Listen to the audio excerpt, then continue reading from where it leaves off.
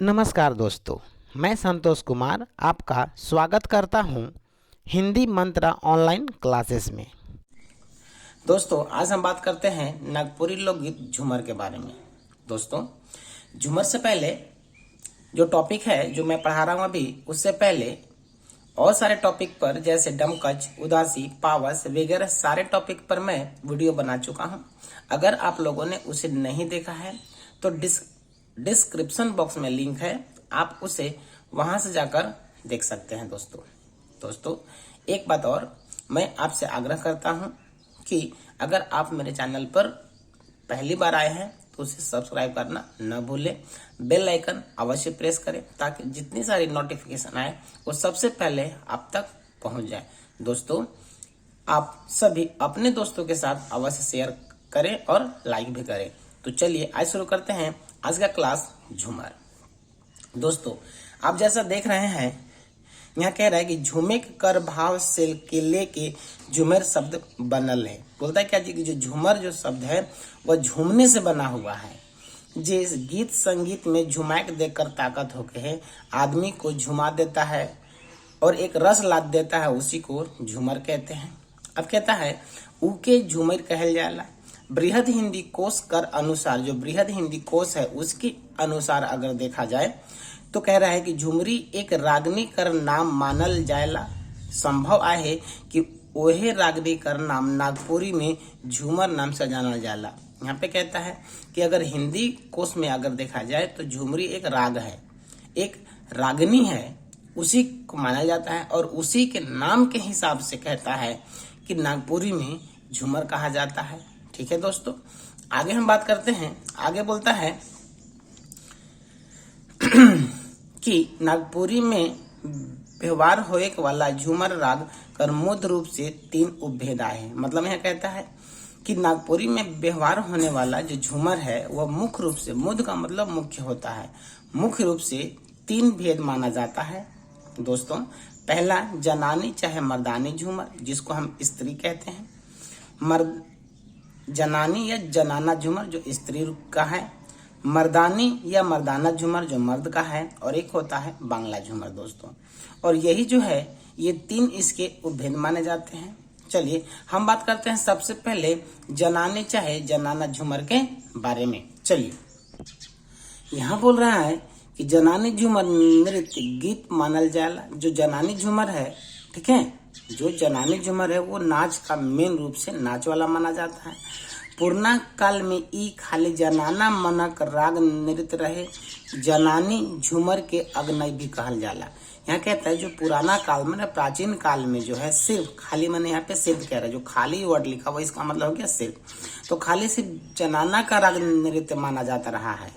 ठीक है, और जनानी झूमर को हम लोग अग्नय के नाम से जानते हैं। दोस्तों, एक प्रश्न ऐसा बन सकता है कि किस झूमर को अग्नय के नाम से जाना जाता है, तो आपका ऑप्शन होगा जनानी झूमर। ठीक है, आगे कहता है कि जनानी मन द्वारा घर अंगना में नाचे गावे कर कारण भी ई नाम पड़लक ऐसा संगीत आचार्य मनक कहना है। बोलता है क्या है कि झूमर नाम इसलिए पड़ा क्योंकि महिलाओं के द्वारा घर अंगना में ये किया जाता है, इसीलिए इसका नाम झूमर पड़ा है, ऐसा संगीत के आचार्य मानते हैं। दोस्तों, आगे हम देखते हैं आगे क्या कहता है।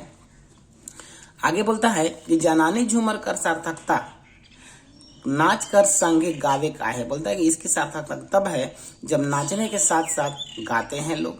फिर कहता है कि इके एकलाव चाहे सामूहिक रूप में गावल नाचल जाला। या तो आप इसको अकेले भी गा सकते हैं या तो ग्रुप में समूह के रूप में भी आप गा सकते हैं, नाच सकते हैं।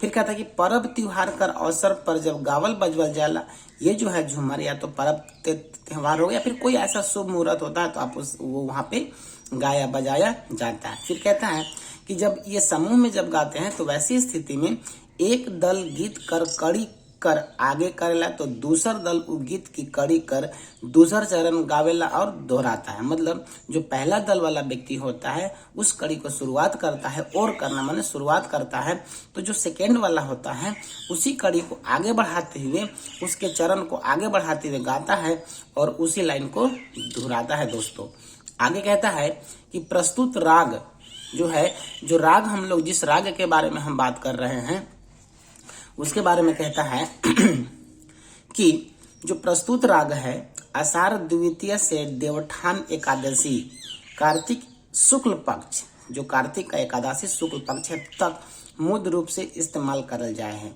मतलब अगर क्वेश्चन बनता है कि कब से कब तक, तो बोलता है कि आषाढ़ का द्वितीय देवठान जो पक्ष होता है उस दिन से लेके कार्तिक का जो एकादशी होता है वहां तक मुख्य रूप से इसका इस्तेमाल किया जाता है।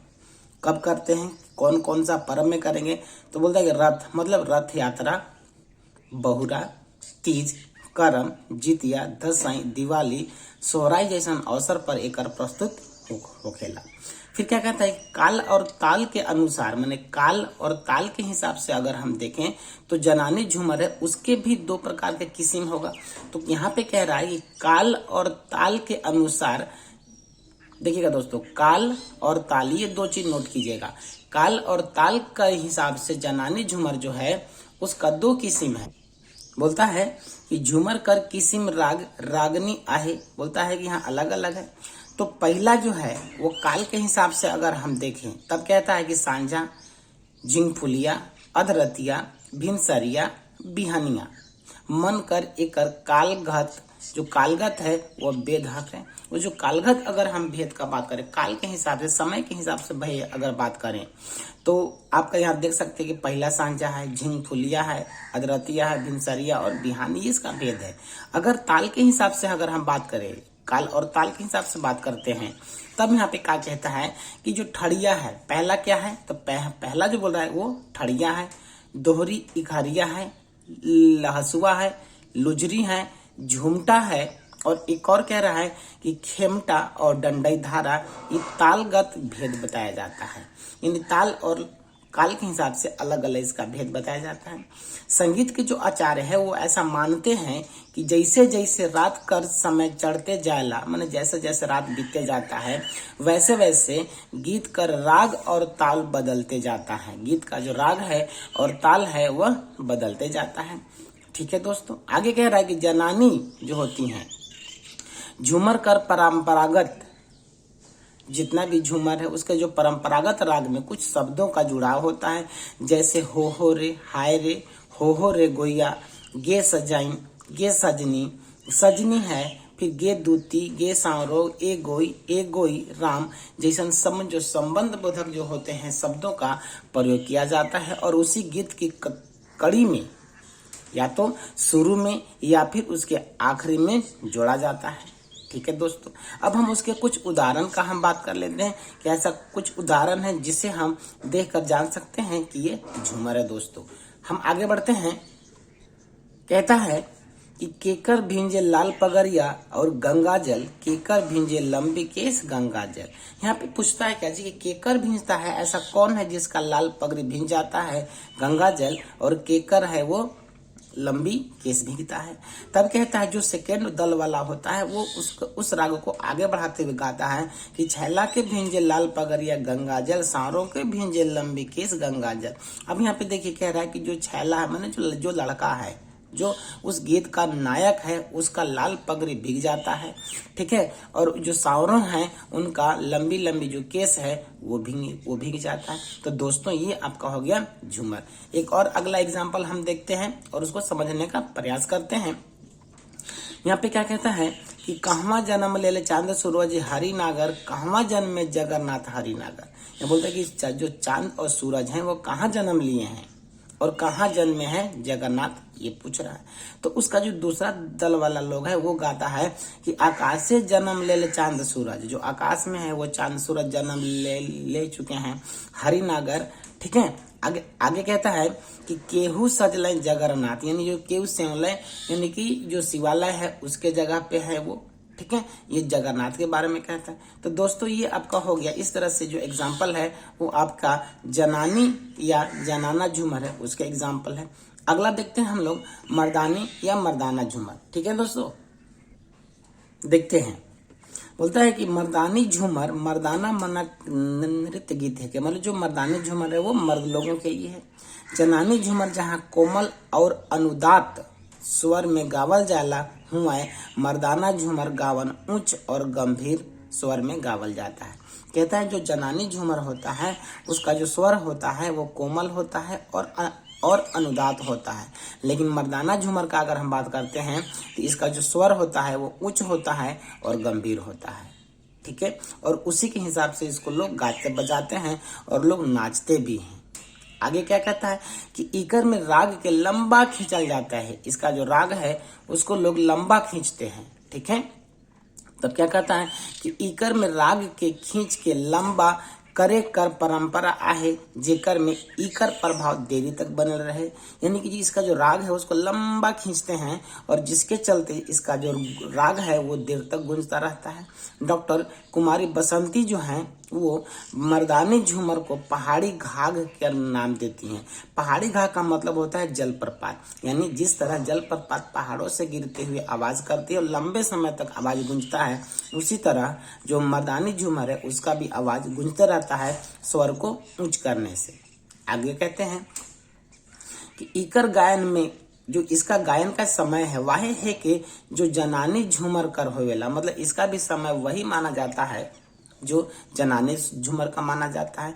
अलग अलग कोई नहीं है, सब सेम है, बस समय भी लगभग सेम है। मतलब पर्व त्योहार हमने बात किया कि उसी समय गाया जाता है जब पर्व त्योहार में जनानी गाया जाता उसी समय मजा जाए। तब कह रहा है क्या कि मतलब पर्व त्योहार के अवसर पर ही इसको भी गाते हैं, इसीलिए यहाँ लगभग सेम माना जाता है। मगर कहता है लेकिन अब कर समय में ई राग सालों भर मंच और आखड़ा में नाचल गाया जाता है। मतलब पहले तो पर्व त्योहार में हुआ करता था, लेकिन अभी जो है मंच पर अक्सर गाया जाता है, स्टेज शो होता है वहां पर भी, और गांव के बाहर जो जगह होता है आखड़ा वहां भी नाचल गाया जाता है।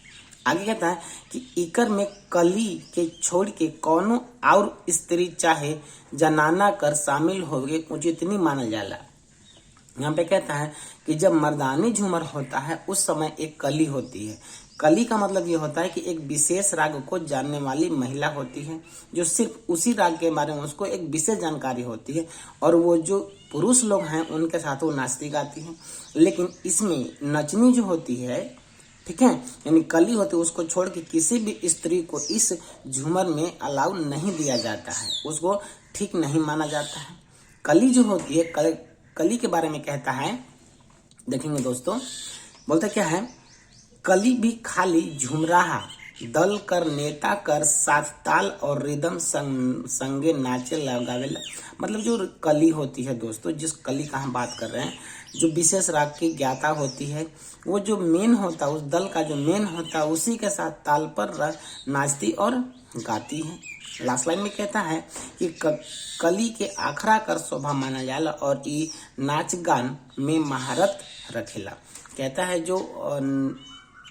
ये जो कि कली होती है उसको आखरा के शोभा माना जाती है और नाच गान में उसे महारत हासिल होता है। दोस्तों आगे कहता है जो संगीत के आचार्य हैं, ठीक है, जो संगीत के आचार्य हैं इसके बारे में क्या कहता है हम अब आगे देखते हैं। तब यहाँ पे क्या कहता है, संगीत आचार्य मनक माने है कि मर्दानी झूमर रात कर हर चरण में राग कर स्वरूप बदलेला और जैसे पहल सांझा अधरतिया लुझरी भिनसरिया मन, इस तरह से, यानी जैसे जो मर्दानी जो झूमर है उसमें जैसे जैसे रात होता है वैसे वैसे इसका भी राग बदलता है।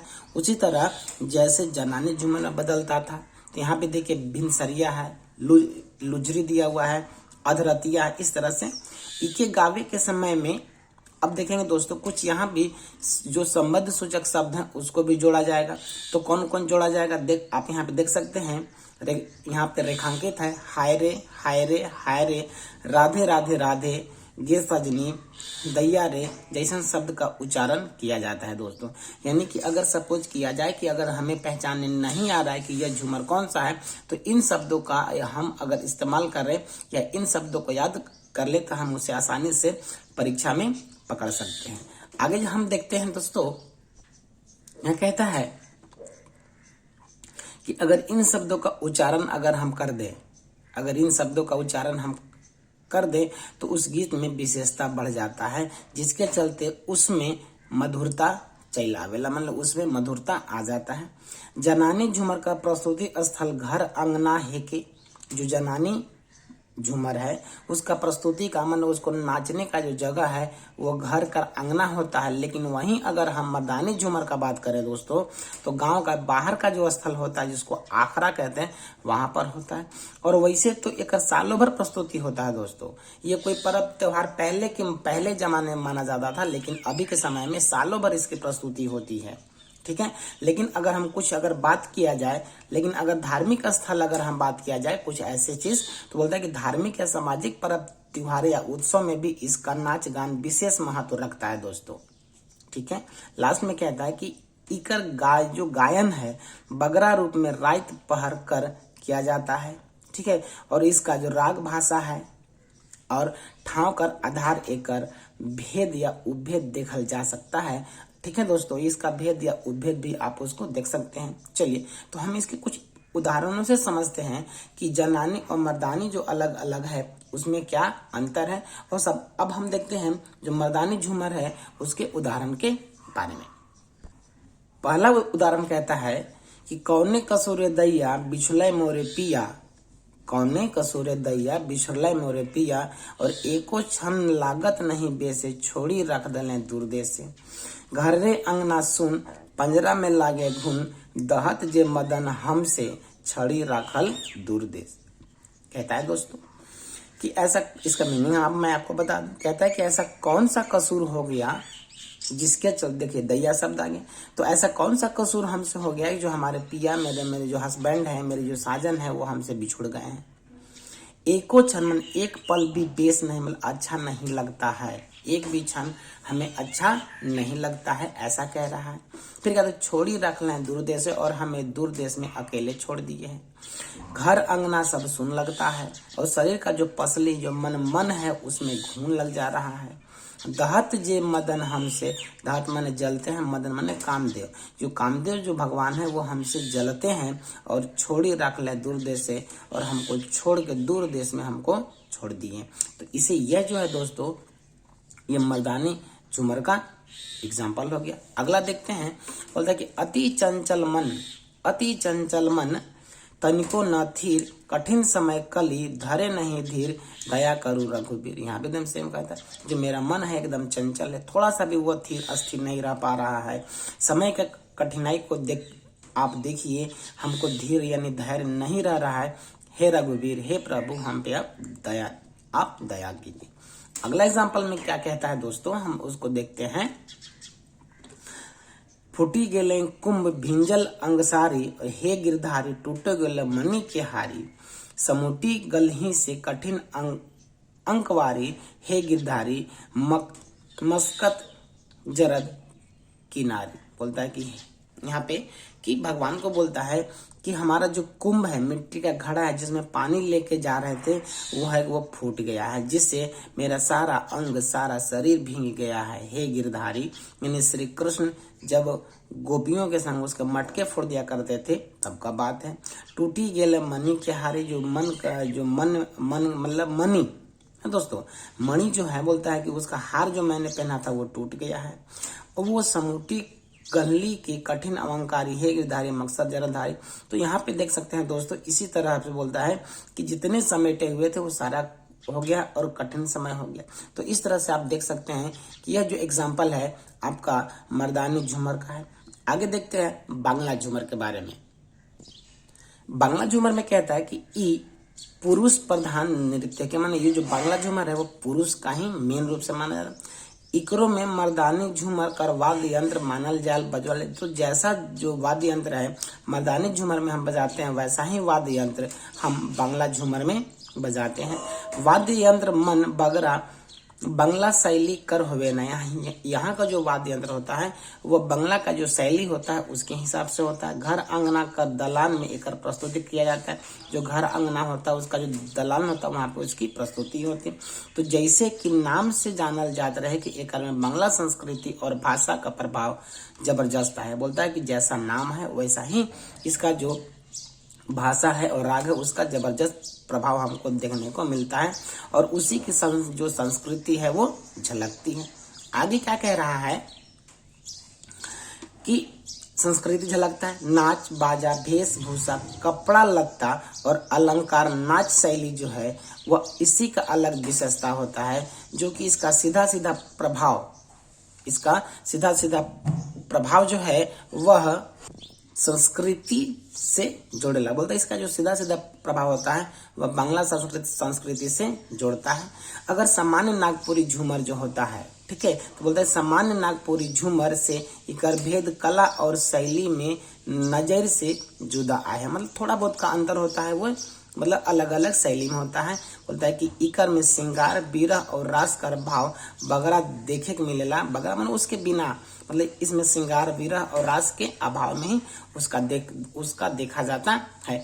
तो दोस्तों डॉक्टर कुमारी बसंती जो हैं वो बांग्ला झूमर में नागपुरी झूमर कर भाषागत और तालगत भेद माने ना, मतलब जो डॉक्टर कुमारी बसंती है तो बांग्ला झूमर में और जो साधारण नागपुरी झूमर है उसमें भाषा से भी और ताल से भी भेद मानते हैं।